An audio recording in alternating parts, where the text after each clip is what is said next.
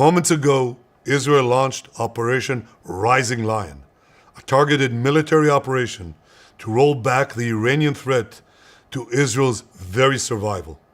This operation will continue for as many days as it takes to remove this threat. For decades, the tyrants of Tehran have brazenly, openly called for Israel's destruction.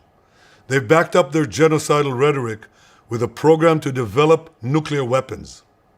In recent years, Iran has produced enough highly enriched uranium for 9 atom bombs. 9. In recent months, Iran has taken steps that it has never taken before, steps to weaponize this enriched uranium.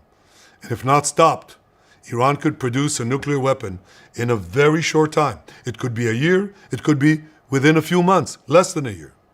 This is a clear and present danger to Israel's very survival.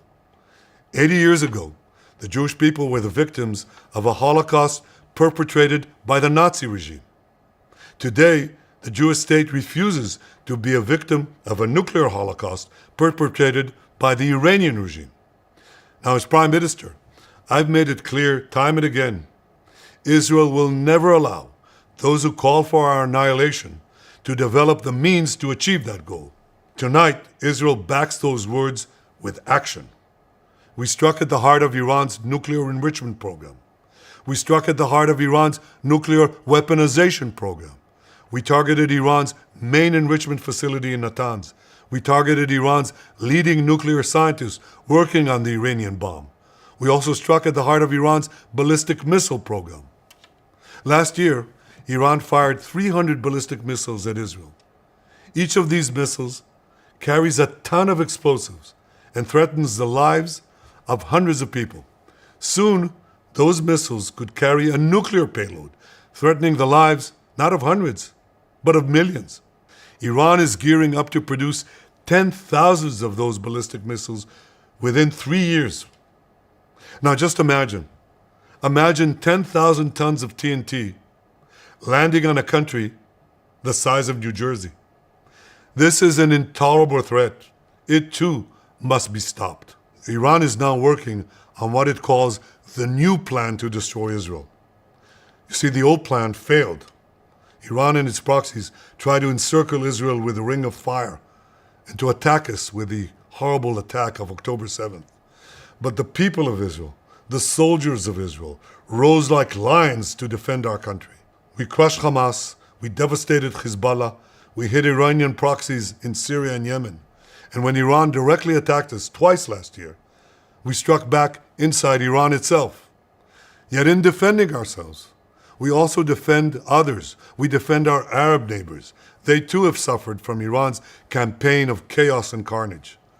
Our actions against Iran's proxy Hezbollah led to the establishment of a new government in Lebanon and the collapse of Assad's murderous regime in Syria.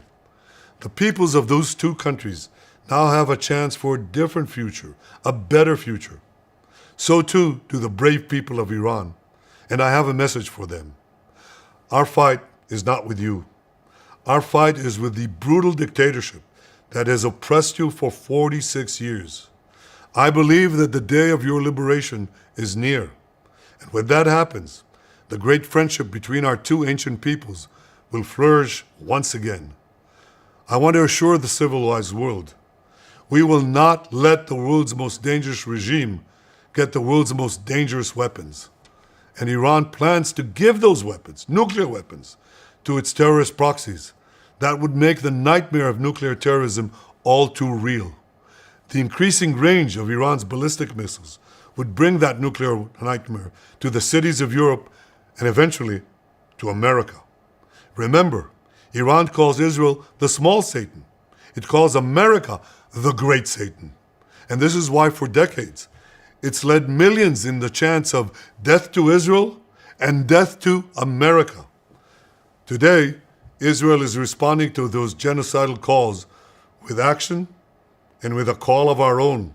Long live Israel and long live America. Our action will help make the world a much safer place. I want to thank President Trump for his leadership in confronting Iran's nuclear weapons program. He has made clear time and again that Iran cannot have a nuclear enrichment program. Today, it is clear that Iran is just buying for time. It refuses to agree to this basic requirement of peaceful nations. That is why we have no choice but to act, and act now. The hardest decision any leader has to make is to thwart a danger before it is fully materialized. Nearly a century ago, facing the Nazis, a generation of leaders failed to act in time. They were paralyzed by the horrors of World War I. They were determined to avoid war at all costs, and they got the worst war ever. They adopted a policy of appeasement.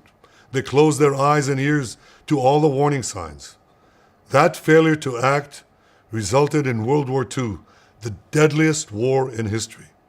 It claimed the lives of 60 million, including 6 million Jews, a third of my people. After that war, the Jewish people and the Jewish state vowed, never again. Well, never again is now. Today, Israel has shown that we have learned the lessons of history. When enemies vow to destroy you, believe them.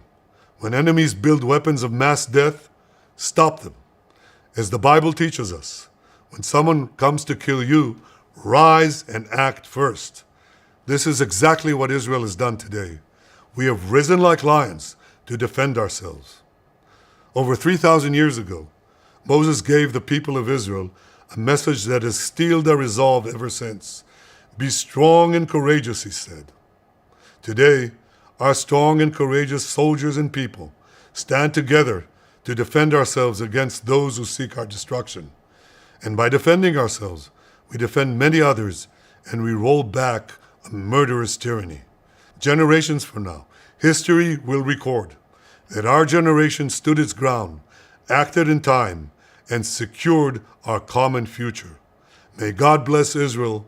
May God bless the forces of civilization everywhere. Thank you. Thanks for watching. Drop a comment below. Don't forget to like, share, and hit subscribe to stay updated with our latest content. Until next time, stay informed and inspired. This is DaJobnik signing off.